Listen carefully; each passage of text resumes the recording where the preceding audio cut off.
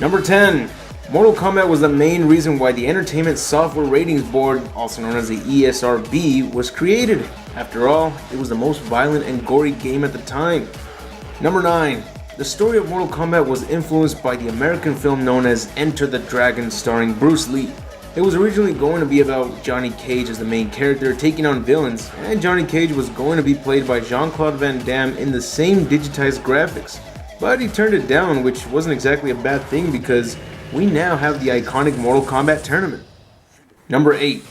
Even though the story of Mortal Kombat was influenced by Enter the Dragon, the characters were influenced by another movie known as Big Trouble in Little China. Characters like David Lo Pan, who's like Shang Tsung, Wang Chi, who's like Liu Kang, Jack Burton, who's like Johnny Cage, the Three Storms, which are like the gods of Earthrealm, like Raiden and Fujin, and I guess you could say that Thunder's self-destruct is like Boraicho's Harakiri from Mortal Kombat Deception. Rain may have been one of the Three Storms, but I think he was clearly used as the Purple Edenian Ninja, known as Rain in Mortal Kombat 3. Number 7. Even though Kano wasn't a character influenced by the movie Big Trouble in Little China, Ed Boon mentioned that Kano has the likeness of the Terminator with his infrared eye. And even though Liu Kang was influenced by Wang Chi, his likeness is that of Bruce Lee's. And as for Sonya Blade, she is based off of martial arts star Cynthia Rothrock. Number 6. As you all probably know, the Super Nintendo version of Mortal Kombat had the blood removed and the Sega Genesis version removed it as well, but they included it in a secret cheat code. This gives the impression that the Sega Genesis version is much better than the Super Nintendo version, and to be honest, yes it is. Because not only was the blood removed in the Super Nintendo version, but the fatalities were also changed to be less violent, and they weren't even called fatalities, they called them finishing moves. Luckily, the Sega Genesis version kept the gory fatalities, so I recommend gamers to go with the Sega Genesis version. The quality may be better for the Super Nintendo version, but Sega Genesis has what we wanted. It's basically, what do you prefer, graphics or gore? Number 5. In order to make the fighters look realistic in the game, the developers videotaped the actors in each position like movements, attacks, etc. and cut out the characters in the videotapes and put them in a computer. That easy. Apparently the game's team development only consisted of 4 crew members. Now that's amazing. Number 4. The title for the game had many proposed titles such as Kumite, Dragon Attack, Death Blow, and Fatality. But when Stephen Ritchie added the word mortal to the already written word combat, they realized they got the perfect title for the game. Number 3. There's a lot of versions released for Mortal Kombat 1 for the home consoles and even portable games, and they all kept the same soundtrack, but the soundtrack in the Sega Genesis version is not the same as the arcade version. It's actually its own original soundtrack. Number 2. Raiden's name was originally spelled R-A-I-D-E-N. It was spelled this way for the arcade version of Mortal Kombat 1 and 2, but in the home console versions they changed the spelling to R-A-Y-D-E-N because this way they would avoid legal problems with the aircraft shooting game called Raiden, spelled with an I. So his name was forever changed to Raiden with a Y. Number 1. In the game, Liu Kang and Shang Tsung are mortal enemies, but the funny thing is, they are both played by the same actor, Sung Pak. This is the same with Scorpion and Sub-Zero, as they are 2 mortal enemies, and they also are played by the same actor, Daniel Pesina. And one thing to note about the actors of the game is that the actor who played the role of Raiden is Carlos Pesina, and his brother, Daniel Pesina, played the role of Johnny Cage and Scorpion and Sub-Zero. Here's a bonus fact. If you want to play against a secret character Reptile, depending on the version you're playing, say if you're playing the arcade version, you must play a one-player game, and when you get to the pit stage, look at the moon. There must be a silhouette gliding past. This will happen every 6th game. Now you have to win a double flawless victory with a fatality and without blocking. Then a message will occur letting you know that you're about to fight Reptile. Now if you're playing the Sega Genesis version, just do the same steps, but also you first have to activate the blood code and the cheat code, then turn on flags 0 and 2, then you gotta reach the endurance matches, and when you get to the match where you're in the pit level, then just follow the same steps as the arcade version. Reptile will have the same abilities as Scorpion and Sub-Zero, so it won't be easy, but know that if you manage to defeat him, the game will be much harder.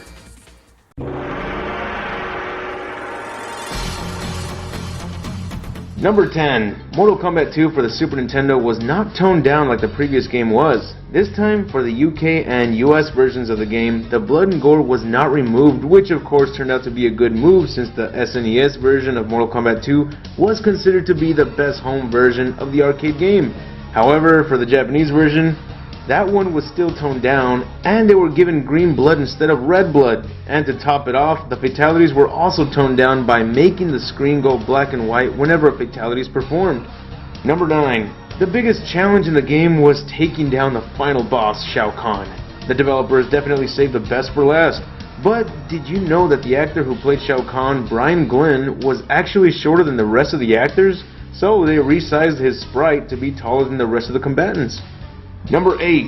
If you play over 250 versus battles, then you'll be able to play a classic game of Pong. The match lasts until the player reaches 7 points, and after that, you'll be returned back to the fight. Yes, it's very random, but hey, who doesn't like a game of Pong? Number 7. In the previous Mortal Kombat game, there was a fatality glitch for Johnny Cage where he uppercuts his opponent's head twice. That glitch inspired the creators to make a glitch where this time Johnny Cage will uppercut the opponent's head 3 times. Number 6. In the Pit 2 stage, you can see that there are 2 fighters in the background. These 2 characters are known to the fans as Hornbuckle and Torch. But if you look closely, both of those character sprites are actually recolored Liu Kang sprites. One with greenish outline and the other with flames. Torch would later be officially known as Blaze, who makes an appearance in Deadly Alliance and is the final boss of Mortal Kombat Armageddon.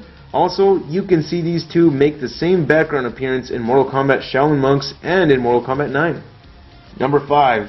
For some unknown reason, there's an unused graphic of the World Wrestling Federation logo in the game's code. At the time, the games company Midway did work on WWF games, so there's a chance the game was originally supposed to be a WWF game, or maybe they planned on advertising Midway games, but since this Mortal Kombat 2 universe has nothing to do with reality, then they must have scrapped the idea. Number 4. In the Sega Saturn version, if you try to throw the CPU opponent, you'll always fail because the CPU will automatically throw you. I constantly get thrown a lot by the CPU in every version of Mortal Kombat 2. Speaking of Saturn version, Shang Tsung laughs in his winning pose only in the Sega Saturn version and the arcade one. Number 3. Major Briggs, aka Jax, made his first appearance in this game, but he was originally going to be a kickboxer instead of Sonya's partner in the Special Forces. But the reason the idea was scrapped was because there were too many similarities with Balrog and Sagat from the Street Fighter series. So he was given a yellow martial arts gi with metal gauntlets.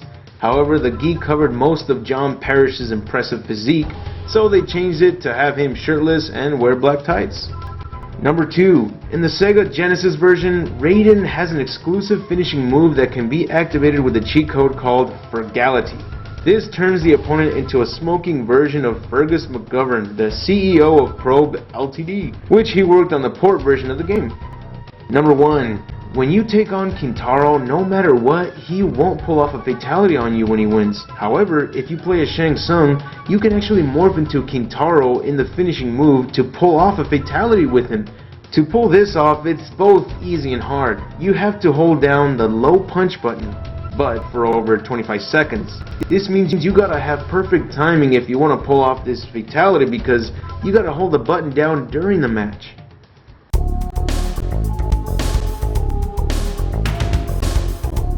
Number 10. This is the only Mortal Kombat game where there are no ninja sprites in it. Insane considering the fact that they are the most popular characters to the franchise. Sub-Zero makes an appearance but not in his ninja outfit, and he was pretty much banned from being in Lin Kuei, and he's also unmasked. And although Noob Saibot does make an appearance by using a Game Genie, his sprite is actually a blackened version of Kano. Number 9. This was also the first Mortal Kombat game where you can run and create large combos to deal bigger damage. And although this game did give us additional features like the friendship, animalities, new characters, and new finishers, they forgot to include the most popular characters to the franchise, like Scorpion. Even Raiden and Reptile didn't make the cut, but Scorpion? I mean, the dude is the NetherRealm Studios logo. You can't say he's not the most popular character of the series. But then again, the company used to be Midway, who owned Mortal Kombat, so that's a bit of a change. Number 8. If you view the full model of the bank from the street stage, you can see at the top part of the building that there are Pac-Man carvings, including the Pac-Man ghosts. That's pretty neat. Number 7. Even though Scorpion didn't make the cut, in the game's code you could find a good amount of proof showing that he was supposed to be in the game, like a winning text for Scorpion, a friendship animation for classic Sub-Zero, an animality for Ermac, and even a debug menu with references to Sub-Zero and Smoke. Number 6. If you perform Nightwolf's friendship, he will transform into Raiden, and an arcade cabinet of Mortal Kombat 2 will also appear, including text that Nightwolf says, which reads, "I've never seen a Kano transformation." This is surely a reference to the rumors that Shang Tsung couldn't transform into Kano back in Mortal Kombat 2, which was somewhat reasonable since Kano was chained up like Sonya, and Kano and Sonya weren't playable in that game. Number 5. There are many references to the creators of the game throughout some stages, like in the subway stage. You can see a sign that says Boone Tobias, which are the last names of MK creators Ed Boon and John Tobias. Then there's the cemetery stage. You can see the tombstones read Boone, Tobias, Forden, Fogel, Gowski, Michikich, if that's the way I'm saying it right, and Baron.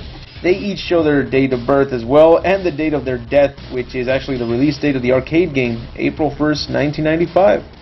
Number 4. Mortal Kombat 3 featured a code system that used symbols which could enable certain features like disabling blocking, throwing, or even unlocking Cyborg Smoke. But the interesting thing was that the codes were hinted in video game magazines, pinball machines like No Fear, Dangerous Sports, Theater of Magic, and if you look at the end credits of the Mortal Kombat film, you can see some extra codes that you can use for the Versus menu. But they are small silhouettes of characters, and you have to put them in the right order as a combat code to unlock a secret in the game. This includes the animated video known as Mortal Kombat The Journey Begins, where at the end of those credits also reveal extra combat codes, if you actually want to get through that movie to see the codes, or just fast forward to the end. Number 3. This was the first game that featured the ability to uppercut an opponent through the ceiling of a specific stage and continue on fighting. Surprisingly, this hasn't been featured in the latest Mortal Kombat games like Mortal Kombat 9 or Mortal Kombat X. I wonder if they'll bring that back. Number 2. Characters were given their unique blood colors, such as the human characters that have red blood, the Outworld characters have green blood, and the Cyborg characters have purple blood, which we all believe is oil. Number 1. A lot of players still don't know this till today, but did you know that after defeating an opponent and the announcer says finish him or her, you can actually show mercy by doing this? You have to lose 1 round so you can at least reach 3 rounds, and after it says finish him, quickly get as far away from your opponent while holding the run button and then press down 4 times. This will activate mercy and allow your opponent to get a little bit of extra health, which it's a dick move because you get to pummel your opponent again, but be sure not to be too cocky, otherwise your opponent could get the chance to defeat you instead. And let's face it, he or she will surely not show mercy.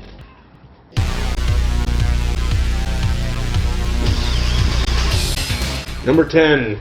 Ultimate Mortal Kombat 3 added 5 new levels, which are Jade's Desert, the Waterfront Stage, Scorpion's Lair, which is Hell, Khan's Cave, above Hell, and the Blue Portal, also known as the Lost Bridge. We also got the inclusion of the ninja sprites we loved from the previous games. That, for some reason, was not included in MK3, but still, we did not get the inclusion of Raiden. Number 9.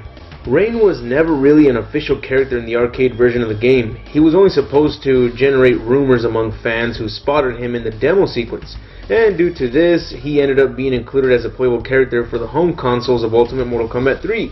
Also, I'm not sure about this one, but supposedly Rain is a reference to the song Purple Rain by Prince. This could be a coincidence since his color palette is purple, but then again, Rain is known as a prince in the realm of Edenia, so I guess it's not a coincidence. Number 8. Even though Ultimate Mortal Kombat 3 gave us all the characters we wanted, Shiva was given an animality that transformed her into a freaking scorpion. The animality that clearly should have been given to Scorpion, but this was then changed for the next sequel, Mortal Kombat 4, where one of Scorpion's fatalities is turning into a giant-ass scorpion and killing the opponent. Number 7. In the Nintendo DS version, they included an online mode so you can, or you could, take on opponents from around the world. But one interesting addition to the DS version was the puzzle combat that was first added to Mortal Kombat Deception. but sadly that couldn't compare to the PSP version of Mortal Kombat Deception known as Mortal Kombat Unchained, because that version was an even better version of Mortal Kombat Deception with very identical graphics to the console version. But if you want the best version of Ultimate Mortal Kombat 3, it's hard to say since there are so many versions released, even up onto the Xbox 360, but if you want everything from Ultimate Mortal Kombat 3 and want more, then I'd say definitely get Mortal Kombat Trilogy for the PlayStation 1. That includes everything from the old school Mortal Kombat games. But then again, I believe the 360 should still have the online mode, so that's a pretty big step up. Number 6. In the end credits, if you wait till the end, there will be a mixed text that appears at the very end which doesn't spell out anything unless you mix the letters up, and once the text is encrypted, it says MK4 coming soon. I know this was added in the arcade version, but there are so many other versions that I'm not sure whether the end credits on those said the same encrypted message. Number 5. An awesome addition to the port version for the Nintendo DS was also that you can view the endings of each character you beat the tournament with, which is a great addition in my opinion, because whenever you beat the tournament, you get a long description of your character's ending, but you gotta read the crap out of that quick because it lasts only for about 5 seconds and then it's gone. So here you get to relax and read the text without any rushing through it, and then you can take a look at the ending images as well. Something again I couldn't do because I had to read as fast as I could. But also another addition to the DS port is that you can also play through the options you chose from Shao Kahn's treasures. Sweet! Number 4. The character Chameleon was originally supposed to appear in the Sega Genesis, Mega Drive version, and Super Nintendo version of Ultimate Mortal Kombat 3, but sadly the character was never finished. But surprisingly, you can still find Chameleon as he was never completely removed from the game's code, and he doesn't change colors though. He just looks like a yellow ninja sprite, just like Scorpion. Number 3.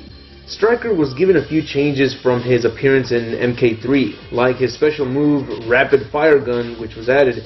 And this was funny because in the instruction booklet of MK3, it says that Curtis Stryker was not allowed to use guns, so he didn't have that move at the time. Also, his grenades were slowed down a bit so they don't easily get spammed over and over against the opponent. Number 2. Sonya's friendship in MK3 had her waving her arms around in a very creepy way, to be honest. I believe the creators must have thought the same because they changed it for Ultimate Mortal Kombat 3 and made it to where flowers grow from the ground no matter what stage you're in, and Sonya will do her winning pose instead of doing the thing she did before. Why did she do that? I wonder if the creators just asked the lovely Carrie Hoskins to just do what comes in mind. Number 1. Shao Kahn's treasures were added for Ultimate Mortal Kombat 3, which is a feature awarded to the player for beating the tournament. Now, depending on the difficulty you chose, you'll be given a number of choices. There are over 12 icons to choose from, 10 for the Genesis and Mega Drive version, and it's actually 11 for the Nintendo DS version. If you chose Novice, you'll get only 4 options. Choose Warrior and you get 6 options. Choose Master and you get 8 options. And if you chose the Double Master or Champion mode, I think that's what it was called, or was that just for Mortal Kombat Trilogy, the highest difficulty, basically, then you'll get to choose from all 12 options.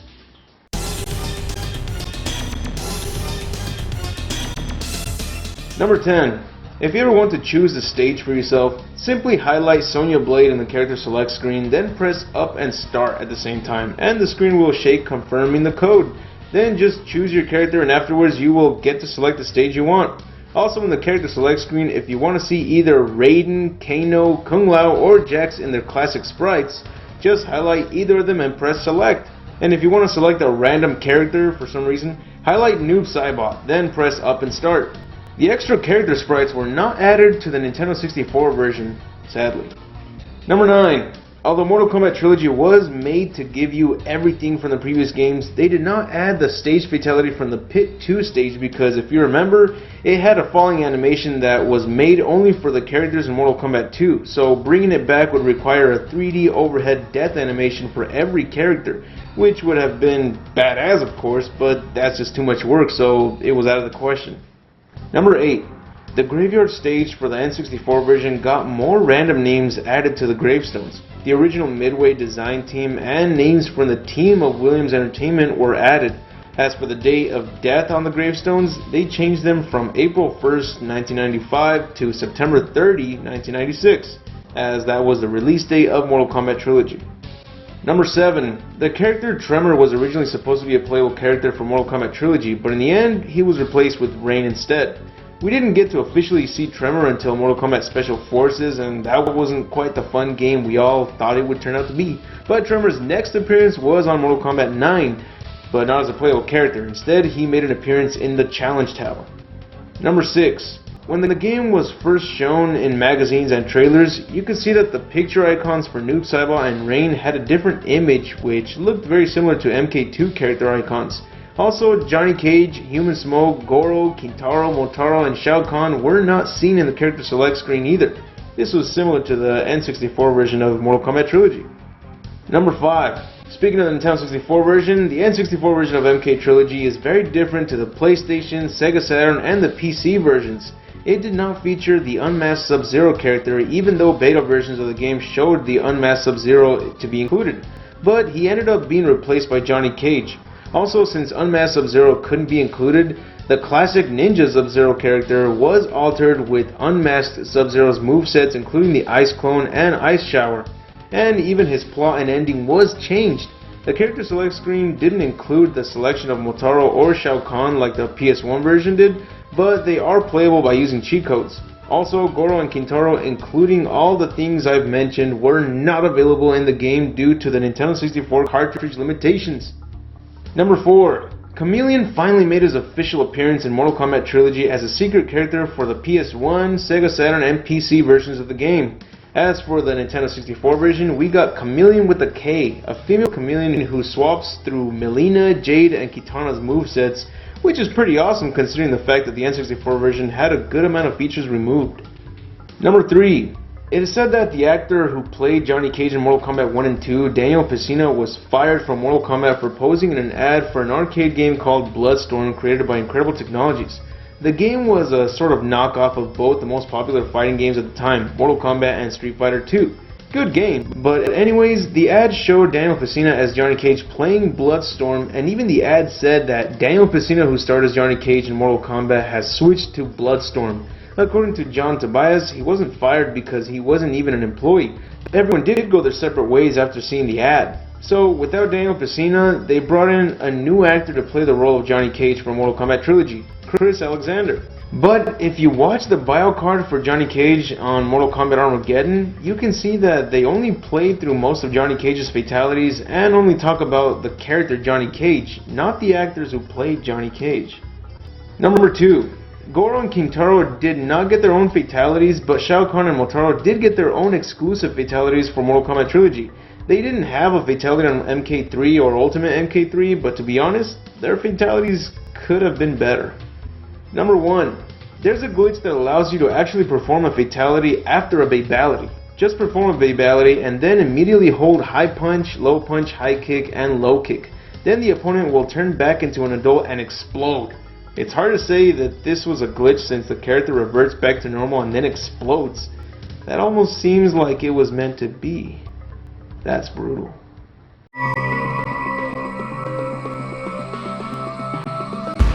Number 10. Mortal Kombat 4 was the last game in the series to be released for the arcades. The next installments went straight to consoles since arcade games were becoming less and less popular over time. I have no idea why arcades became less popular over time. Arcades were amazing. Number 9. Quan Chi made his first playable appearance in Mortal Kombat 4.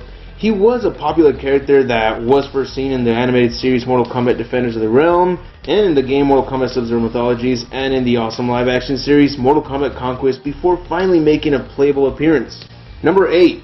Goro did not make an appearance in the arcade version of the game. He was added for the consoles like the N64 and the PlayStation 1. That kinda sucks for the arcade version too, because Goro was a great addition to the game and we hadn't seen him since the very first Mortal Kombat game. He was also a challenging sub-boss who actually felt more challenging than the boss itself. Shinnok wasn't that big of a threat to me. In fact, he's a playable character already and you did not even have to unlock him to play as him. Goro, on the other hand, would require a secret cheat in the character select screen to play as him. Number 7. Noob Saibot was also added to the console versions. He was originally supposed to be added to the roster, but eventually he became a secret character instead. Another secret character added to the game was Meat. This was his first appearance in a Mortal Kombat game as well. He was basically the character sprite used when Reptile spits acid all over the opponent as one of his fatalities. Number 6. The Sega Dreamcast got an upgraded version of Mortal Kombat 4 called Mortal Kombat Gold. It was the only console to receive Mortal Kombat Gold, and it added better graphics and extra characters like Kung Lao, Kitana, Mileena, Cyrax, Sector, and Baraka. Number 5. Although MK Gold was an upgraded version of Mortal Kombat 4, it did not feature the left step move due to poor engineering, and although it featured a save option like the PlayStation 1 or the Nintendo 64 version of Mortal Kombat 4, this one didn't work. Number 4. There was a character called Belloc who was going to be featured in Mortal Kombat Gold, but he wasn't created by Midway, he was created by Irocom, but according to Ed Boon, he was cut from the game because they didn't have enough time to finish him. But by the looks of these release screenshots that were published in Game Informer, he looks pretty complete to me. I'm guessing that adding a backstory, new fatalities, new moves, and a character ending for a new character would take up some time, so who knows why he wasn't included in any Mortal Kombat game after this one. Maybe Ed Boon knew that letting a different company come up with a character for your franchise could create some legal issues with a single character created by a different gaming company, so it probably wasn't worth it anyways. Number 3. This is the first Mortal Kombat game to not feature Shang Tsung to be playable or even appear in the background. This time Shinnok takes his place as a shape-shifting character who also happens to be the final boss of a game, just like Shang Tsung was the final boss of the first Mortal Kombat game. Also, Kano may not have been featured in the game as well, but he was replaced with Jarek, who also happens to perform the same moves as Kano, even down to the same signature fatality. Not much of originality with this character, to be honest. Number 2. If you use a Game Shark, you can access an unused stage that wasn't completely finished but can still be played in. The stage looks incomplete, but it still has an interesting design. You can see that the wall has a giant skull on it with flames coming out of the other side. Why didn't they complete this stage? Number 1. Tanya was originally supposed to be Kitana, but they decided to change Kitana's skin color to be brown and her primary color to be changed from blue to yellow. But just like the unused stage, if you use a Game Shark on the Nintendo 64 version, you can actually access Kitana's model and her movesets do work as well.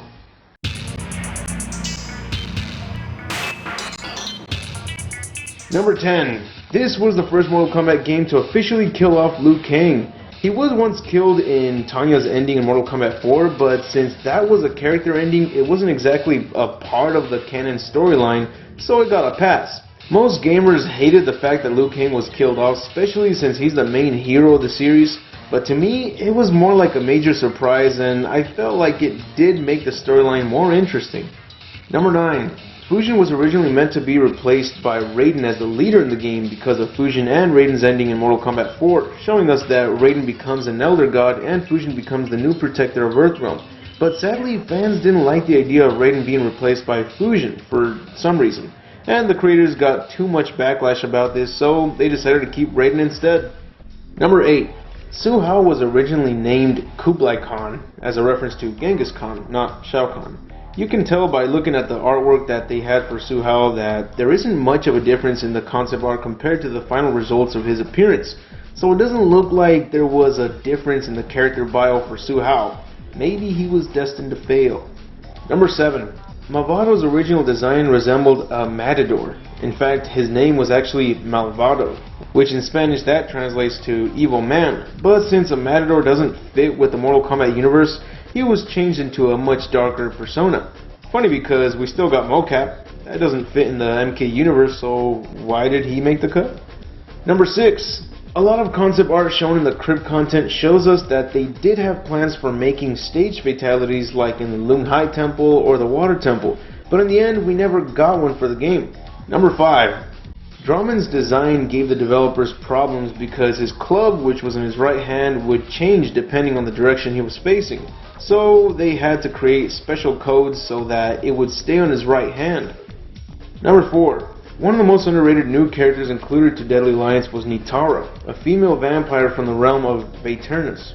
But it was conquered a long time ago by Shao Kahn and it was incorporated within Outworld.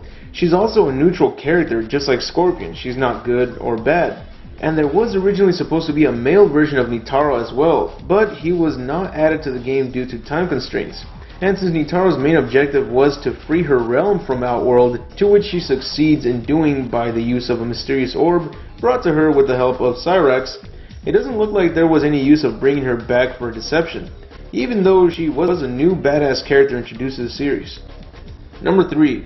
Mortal Kombat Deadly Alliance actually got a port for the Game Boy Advance, and surprisingly you can tell that they did try to make it work, unlike the previous Mortal Kombat games that were on Game Boy Pocket, Game Boy Color, and Game Boy Advance. The game didn't have enough memory to include every character, but you can still select up to 12 characters, and since the alternate costumes would require additional sprites, they removed the alternate costumes from the console version and added a lot of different colors as costumes. I believe each character has about 9 different costumes, which really do work for a Game Boy Advance port of Deadly Alliance. Even the endings are included in the game since there are only 2 still images for each character ending, and the fatalities looked better in my opinion, because fatalities like Quan Chi's didn't look so ridiculous for the Game Boy Advance version.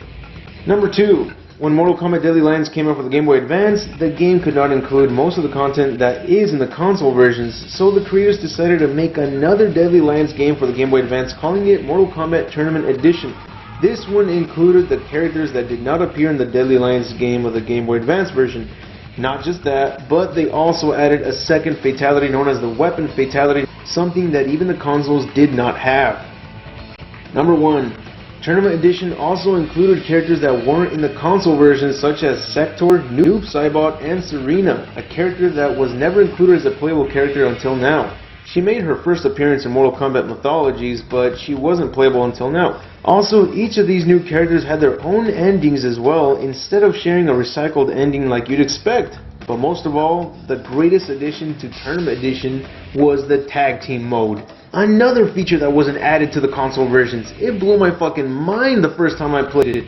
It really does improve the gameplay a lot. And as for the last fact on this game, if you want to play 2 players against a friend, you could do this by each having a copy of the game like every 2-player game that was for a portable device. But also, if you have Tournament Edition and your friend has Deadly Alliance, you can still play against each other.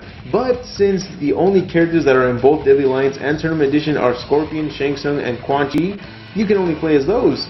It might not seem like much, but it's still nice to see that this is doable instead of having to get another copy of the game. You can really tell that the creators did everything they could to make the portable versions badass.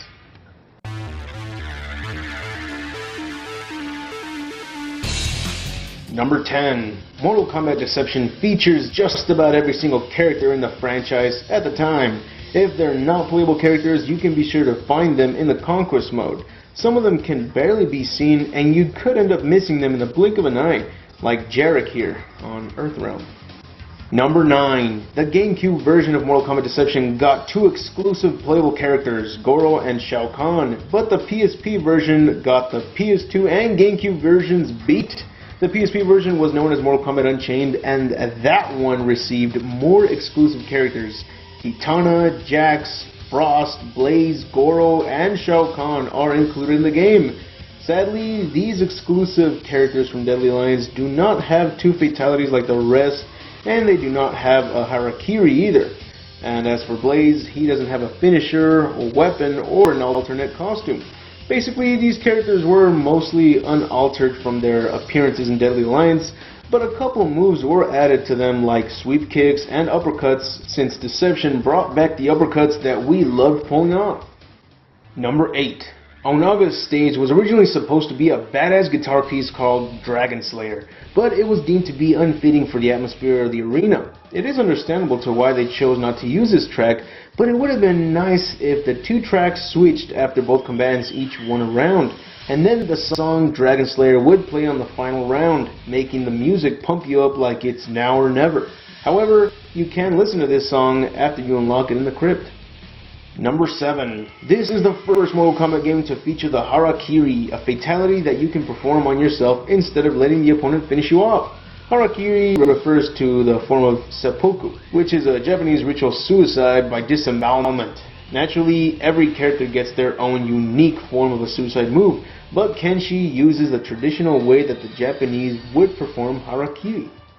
Number 6. Mortal Kombat Deception also added one of the most entertaining additional features you'll ever encounter in any MK game, puzzle combat. And luckily, since Mortal Kombat Unchained featured everything from Deception including more, MK Unchained received puzzle combat as well. Now at the time, Ultimate Mortal Kombat 3 came out for the Nintendo DS, and even that game received its own puzzle combat since, well, Ultimate MK3 isn't exactly anything new, and players would probably feel ripped off for paying full price on an old nostalgic game that's been ported to many consoles. So this was something useful to add for Ultimate MK3.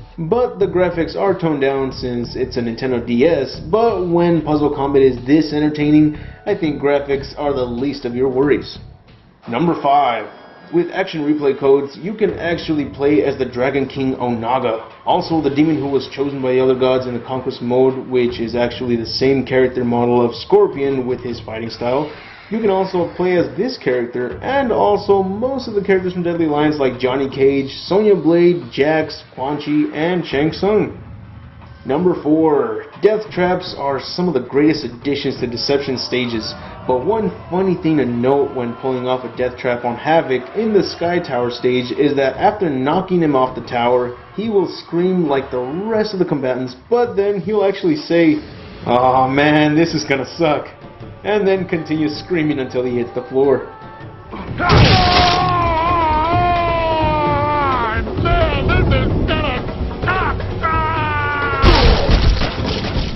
Number 3. Mortal Kombat Deception's chess combat originally had a different concept style than what we got.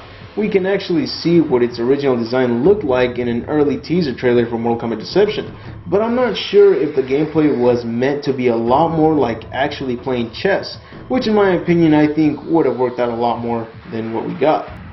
Number 2. One of the biggest questions everyone had with Rico was that it was believed that he was actually Shao Kahn without the helmet. There are characters in the Conquest mode who speak in reverse, and there is one specific character that if you decoded what he was saying, you'll hear, "Rico is not Shao Kahn, though sometimes he secretly wears the Emperor's helmet." Rico is not Shao Kahn, though sometimes he secretly wears the Emperor's helmet. Number 1. Mortal Kombat Deception was originally going to have a tag team mode. An example of this is Noob Smoke, two characters who fight simultaneously but were originally the concept of 2-on-2 battles. I'm always a big fan of tag team modes, so this would have been amazing to include in Deception. But it's understandable that they couldn't add it since the game already has tons of modes and features. Conquest mode alone was already a giant open world. It's surprising to see the amount of content that this game has, so it's totally understandable. But you know what? There could be an HD release of Deception that maybe the creators can work on, and then they could add this, so let's hope for that.